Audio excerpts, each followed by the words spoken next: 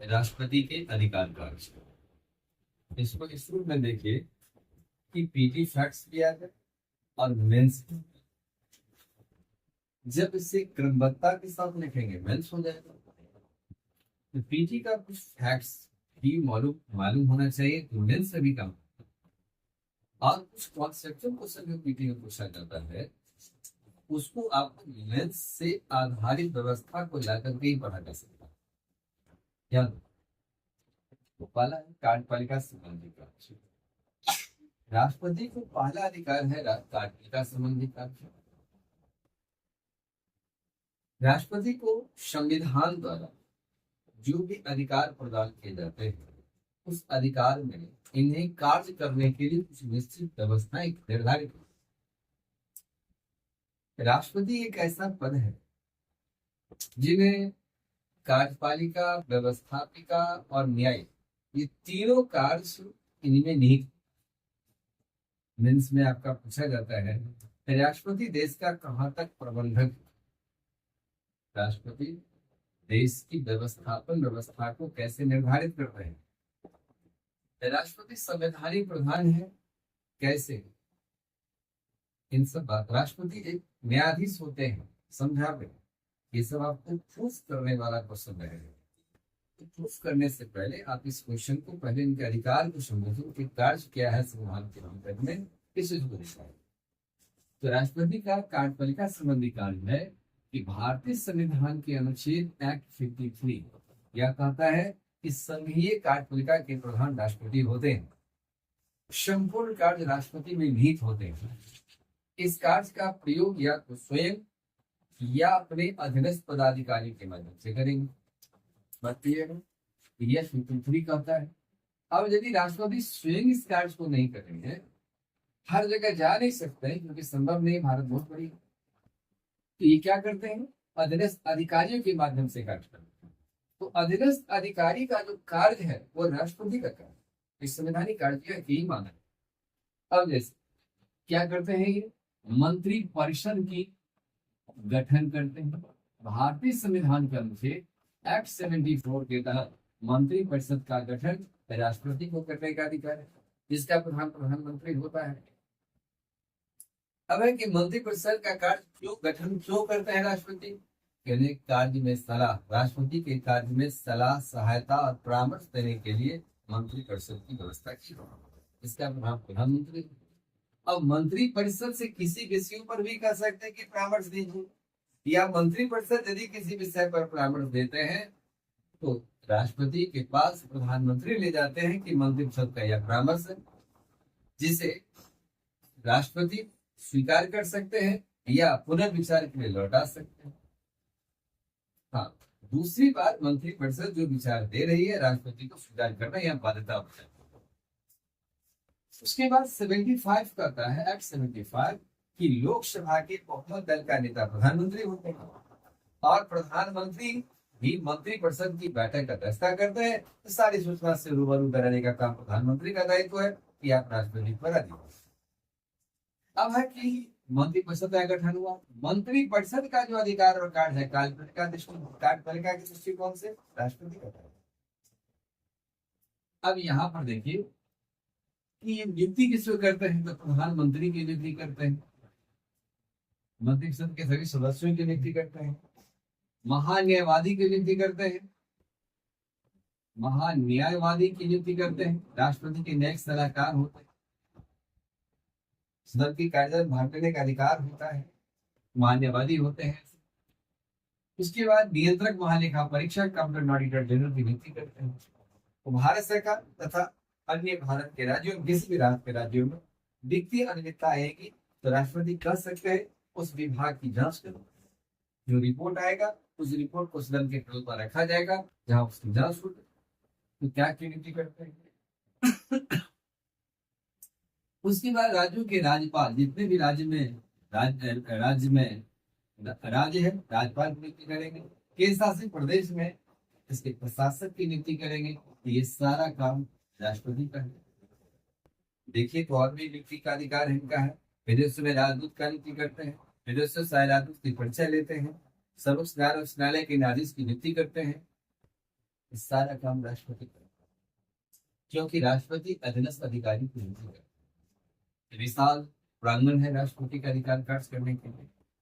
इस कार्यकाल का अधिकार इस बात को होता है। इसमें देखा जाए तो अनुच्छेद क्या पूछा जाएगा महत्वपूर्ण 53, 74, महान्यायवादी का नियुक्ति होता है 76, क्या का नियुक्ति करते हैं, क्या का नियुक्ति 148, केंद्र शासित प्रदेश प्रशासक एक्ट 239, यह क्या हो जाता है, ये सारी एक्ट इसमें महत्वपूर्ण हो जाते हैं।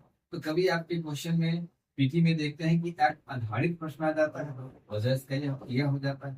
सारा एक्ट आपको पढ़ने का नहीं, लेकिन कुछ एक्ट ऐसा है जो आपको जानकारी रहना जरूरी है। विदेश नीति का निर्धारण भी राष्ट्रपति की भूमिका है कि विदेश की यात्रा भी करते हैं, अपने देश की नीति राष्ट्र को ध्यान में रखकर आगे बढ़ाते हैं। विदेश मंत्री या प्रधानमंत्री जो भी विदेश का कार्य करते हैं वो राष्ट्रपति के नाम से संचालित होगा। ये सारा काम किसी नीति पर आधारित है, विदेश नीति है। विदेशों में भारत का राजनयिक राजदूत की जो नीति करते हैं राष्ट्रपति करते हैं, और ताकि उस देश के साथ संबंध को स्थापित कर सके। वो भी संधि या समझौता अंतरराष्ट्रीय स्तर पर होगा तो राष्ट्रपति के नाम से होगा, तो राष्ट्रपति के नाम से होगा। ये है राष्ट्रपति की नीति। आंतरिक और बाह्य दोनों ही नीति पर राष्ट्रपति का अधिकार है, इसलिए संप्रभुता यदि देखा जाए तो एक प्रकार से कभी राष्ट्राध्यक्ष में नीति हो जाती है। रक्षा संबंधी अधिकार है कि देश में रक्षा सामग्री, रक्षा उत्पादन, सेना के तीनों कमान के अधिकारी की नियुक्ति, रक्षा उत्पादन में वृद्धि, कौन सा शस्त्र भारत को लाना चाहिए, तमाम व्यवस्था पर राष्ट्रपति की नजर होता है। सेना के तीनों अंगों में रसद की आपूर्ति राष्ट्रपति को तय करना होता है, राष्ट्रपति के अधिकार से आ जाते हैं। अब है कि राष्ट्रपति सर्वोच्च कमांडर हो और इसके सैन्य प्रमुख का नियुक्ति राष्ट्रपति स्वयं करते हैं। जल थल नभ और सीडीएस प्रधान की नियुक्ति करते हैं। सीडीएस की व्यवस्था भारतीय सरकार ने सबसे पहले महसूस किया था कि जब कभी भारत युद्ध लड़ता है तो जल थल नभ तीनों के बीच में कोलैबोरेट करने वाला कोई होना चाहिए कि कब जल का सामना हो, कब थल का, कब नभ का, कोलैबोरेट करने वाला चाहिए। रक्षा संबंधी अधिकार का बहुत ही महत्वपूर्ण है कि कोई युद्ध किसी देश से लड़ते हैं या संधि करते हैं या आप समर्पण करते हैं, राष्ट्रपति। जब भारत ने युद्ध लड़ा 1965 का युद्ध लड़ा, 1962 की लड़ाई लगा तो भारत के राष्ट्रपति चीन के साथ लड़ाई लड़ा था, तो राष्ट्रपति के प्रतिनिधि के रूप में प्रधानमंत्री युद्ध स्थल पर गया था। 1965 में हमने युद्ध लड़ा तो लाल बहादुर शास्त्री जी गए थे, प्रधानमंत्री का नियुक्ति फैसले मंत्रियों के प्रधान है। 1971 में इंदिरा गांधी जी गई थी। 19 अघोषित काल में 1999 में अटल बिहारी वाजपेयी गए, जिस पर एक ही शब्द था, ये वीर तुझे सलाम। जवान उत्साह और साहस पर अदम्य साहस का परिचय देते हुए कि भारत अपना विजय फतह का फारग ऑपरेशन विजय नाम भी रखा गया था। विधायी संबंधी अधिकार है कि संसद का गठन एक्ट 79 के तहत होता है। संसद का गठन, इसके 3 अंग होते हैं। एक होता है राष्ट्रपति, दूसरा होता है लोकसभा और तीसरा होता है राष्ट्रपति। लोकसभा राज्यसभा से विधेयक पास होगा, राष्ट्रपति के पास आएगा। लोकसभा के निर्वाचन की अधिसूचना राष्ट्रपति जारी करता है। अब है लोकसभा नवनिर्वाचित लोकसभा के सदस्यों को शपथ दिलाते हैं, तो राष्ट्रपति किसी एक व्यक्ति को प्रोटेम स्पीकर एक सभा को शपथ दिलाया, प्रोटेम स्पीकर हो गया, उस समय में शपथ दिला देते हैं। राज्यसभा में 12 सदस्य को नॉमिनेट करते हैं राष्ट्रपति। व्यवस्थापन एक प्रबंधनीय कार्य। जब दोनों सदन से कोई विधेयक पास हुआ राष्ट्रपति के पास आया तो राष्ट्रपति 3 कार्य में से कोई एक कार्य कर सकते हैं। विधेयक को स्वीकृति दे, भारतीय संविधान अनुच्छेद 111 के तहत विधेयक की स्वीकृति दे दो, या पुनः विचार के लिए सदन को लौटा दे, या अपने पास सुरक्षित रखे। इस 3 कार्य में से कोई एक ही कार्य राष्ट्रपति कर सकते हैं। अब है कि राष्ट्रपति सदन में, नवनिर्वाचित सदन में, लोकसभा के प्रथम सत्र में, वर्ष के प्रथम सत्र में ये अभिभाषण देते हैं एक्ट 87 के तहत अभिभाषण देने का अधिकार है। और अभिभाषण का आशय होता है सरकार की एक वर्ष की योजना की सरकार एक वर्ष में क्या क्या कार्य करने जा रही है। अभिभाषण राष्ट्रपति देते हैं, सदन में धन्यवाद प्रस्ताव के रूप में स्वीकार करने जाते हैं। अब अभिभाषण प्रपत्र का निर्माण केंद्रीय मंत्रिमंडल द्वारा तैयार किया जाता है। इस प्रकार से यह व्यवस्था प्रबंधनीय सिद्धांत के रूप में राष्ट्रपति को अधिकार दिया गया है।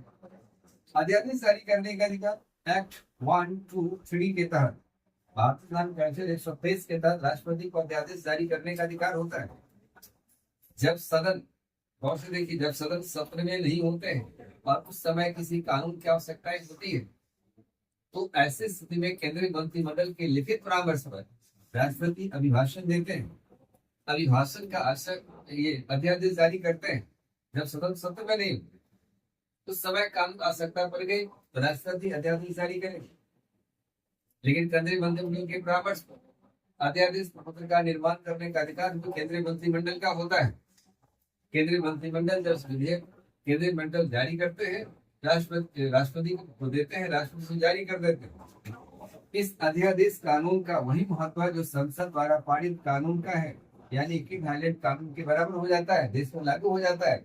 लेकिन कानून बनाना संसद का अधिकार होता है।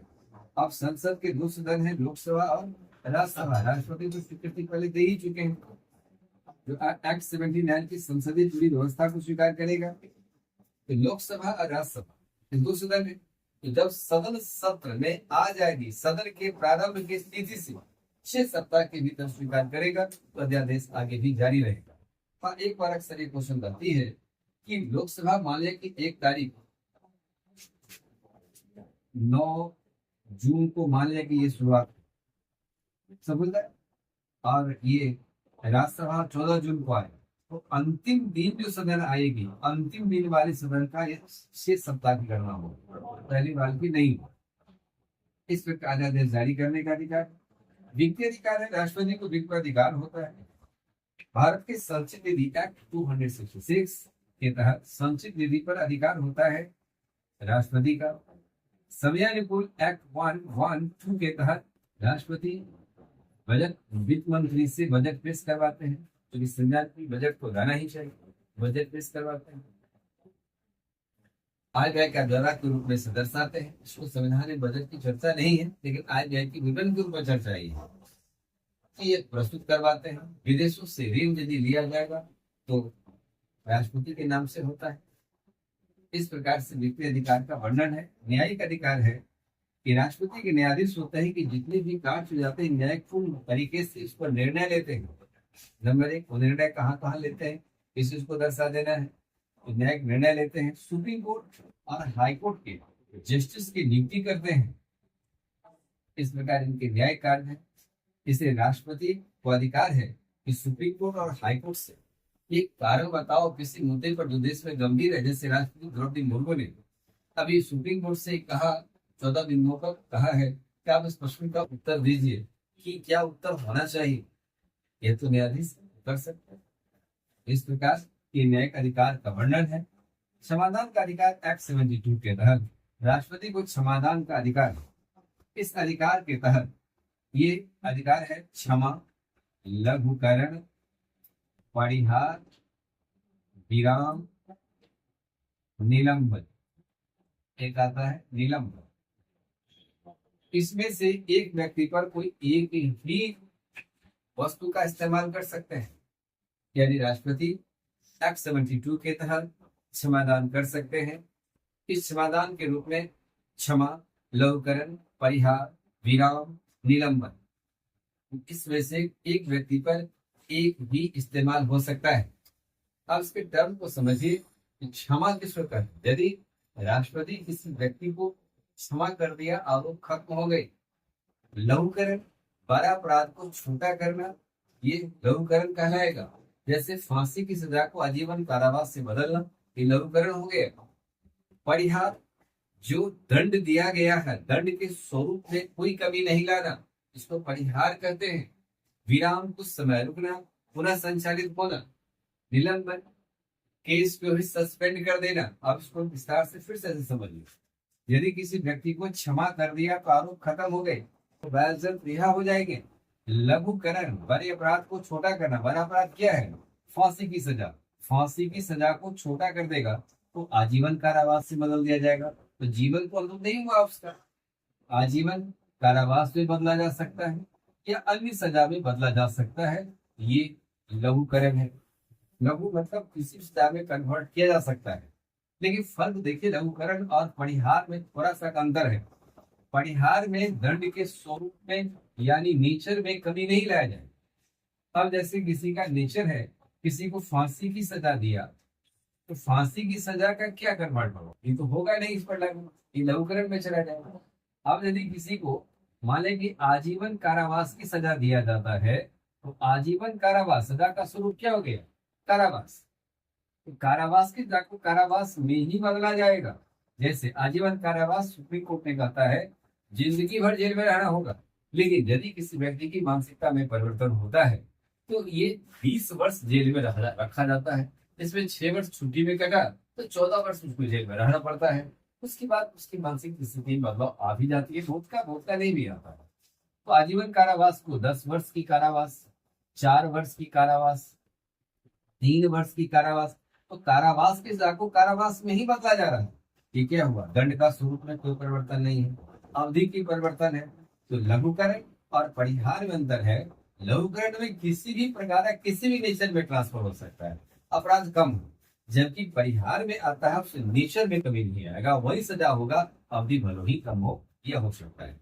विराम का मतलब कुछ समय रुकना। देश की भविष्य उस व्यक्ति के साथ यदि है तो कुछ समय रुकने की आदेश दिया जा सकता है। जैसे माने कि कोई महिला गर्भवती है और उसे जेल जाने का न्यायालय ने ऑर्डर जारी कर दिया, आदेश जारी कर दिया, उस स्थिति में राष्ट्रपति विराम जारी कर सकते हैं कि महिला को समान स्थिति मानने दीजिए। उसके बाद जो कि बच्चे देश के भविष्य होते हैं, देश के भविष्य के प्रश्न पर जब सवाल ऐसा आता है तो यह स्थिति विराम के साथ लागू हो सकता है। निलंबन, यदि किसी भी आरोप यदि किसी व्यक्ति पर आया, वह विश्वस्त जब राष्ट्रपति को पता चलता है कि यह निर्दोष है तो निर्दोष को सजा नहीं होनी चाहिए, तो राष्ट्रपति इस केस को समाप्त कर देते हैं और उस व्यक्ति को बस रिहा कर दी जाती है। इस प्रकार से यह समाधान संबंधी अधिकार जो भारतीय संविधान परिच्छेद 72 के तहत राष्ट्रपति को प्राप्त। आपातकालीन अधिकार है तो 3 प्रकार का अधिकार है। एक आता है राष्ट्रीय आपात। राष्ट्रीय आपात की घोषणा एक्ट 352 के तहत किया जाता है। और दूसरा आता है राष्ट्रीय आपात के बाद राज्यपाल शासन। राज्यपाल शासन जो आता है राष्ट्रपति राज्य में राष्ट्रपति शासन। तो राष्ट्रपति शासन जो आएगा ये किस स्थिति में आते हैं? और तीसरा आता है वित्तीय आपात। ये 3 आपात की चर्चा भारतीय संविधान में की गई है। राष्ट्रीय शासन एक्ट 356 में की जाती है, वित्तीय आपात एक्ट 280 में की जाती है। यही बात का वर्णन इसमें आती है। अब है क्या? राष्ट्रीय आपात, जैसे युद्ध, वाह्य आक्रमण, आंतरिक अशांत। आंतरिक 360 के तहत वित्तीय आपात की घोषणा की जाती है। अब 352 देखिए क्या कहता है? युद्ध, वाह्य आक्रमण, आंतरिक अशांत से उत्पन्न स्थिति में राष्ट्रपति केंद्रीय मंत्रिमंडल के सलाह पर राष्ट्रीय आपात की घोषणा कर सकते। भारत में 3 बार जारी हुआ है।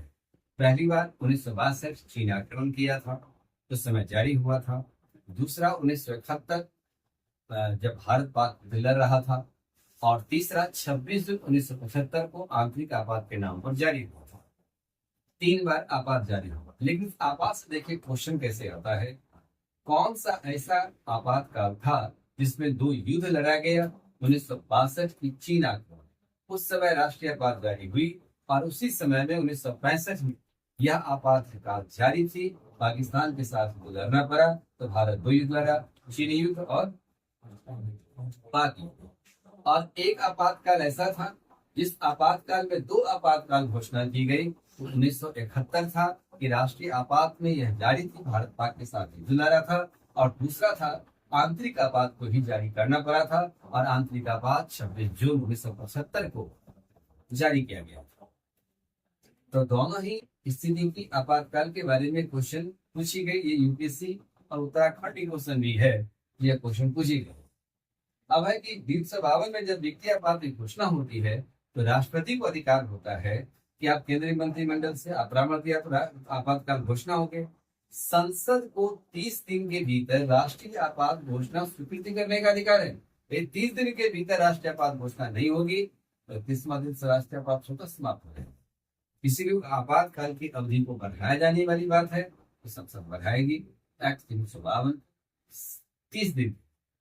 और यदि किसी राज्य में संवैधानिक तंत्र विफल हो जाती है, हर मोर्चे पर राज्य की सरकार फेल होती है, संविधान के अनुसार कार्य नहीं होती है, अराजकता का वातावरण उस राज्य में आ जाती है, उस राज्य के भीतर में मारकाट, हिंसा, लॉ एंड ऑर्डर हर मोर्चा पर फेल है, मानव नरसंहार जैसी स्थितियां पैदा हो जाती है तो यहाँ पर 356 की घोषणा किया जाता है। और 356 को जब केंद्रीय मंत्रिमंडल राष्ट्रपति को सलाह देते हैं, राष्ट्रपति घोषणा करते हैं तो संसद 60 दिनों के भीतर स्वीकृति देते हो। यदि 60 दिनों के भीतर संसद में दोनों सदन स्वीकृति देंगे तो अध्यादेश आगे भी जारी रहेगा। और तीसरा है वित्तीय आपात। जब फिनेंशियल फेल्योर की स्थिति में, जब देश में हैंड टू माउथ की समस्या आ जाए, सरकार अपने कर्मचारी को वेतन देना बंद कर दे, नहीं दे पा रही है, इस स्थिति में वित्तीय आपात की घोषणा होगी और वित्तीय आपात में 60 दिन के भीतर परिस्थिति पर नियंत्रण पाना अनिवार्य होता है। यहाँ पर कहा गया है कि विश्व बैंक के अन्य देशों से ऋण लेने से हो या जैसी इस वित्तीय आपात का सामना भारत सरकार को करना पड़ेगा। यदि वित्तीय आपात जारी रहती है और लंबे समय तक इससे कंट्रोल नहीं होती है तो देश टूट सकती है। इसलिए वित्तीय आपात अभी तक हालांकि भारत में एक बार भी लागू नहीं हुआ है। तो 3 प्रकार के आपातकाल की चर्चा यहाँ आई है। स्विवेकीय अधिकार होता है कि राष्ट्रपति जहाँ संविधान मौन हो जाए तो अपने विवेक से अधिकार का फैसला ले सकता है। यदि जैसे त्रिशंकु लोकसभा उभर कर आया तो कौन सा प्रधानमंत्री बनेगा, राष्ट्रपति को फैसला लेने का अधिकार होता है। एक ही पार्टी के 2 नेता उभर कर आते हैं कि मैं असली हूँ, मैं असली हूँ, फैसला राष्ट्रपति को करने का अधिकार होता है। इस प्रकार त्रिशंकु लोकसभा में आ जाने पर भी यह सरकार किसकी अगुवाई बनेगी, फैसला इनकी बनेगी यानी राष्ट्रपति का बनेगा। विधेयक पर पुनर्विचार के संबंध में भी यह निर्णय राष्ट्रपति का होता है कि हम इस विधेयक पर क्या करें। इस प्रकार से पुनर्विचार यानी स्विवेकी संबंधी अधिकार राष्ट्रपति को प्राप्त है। इस तरह अधिकार ऐसे कर करके याद रखिए, फिर हम आगे और इसको कॉन्सेप्ट कार्य करें। प्रॉब्लम है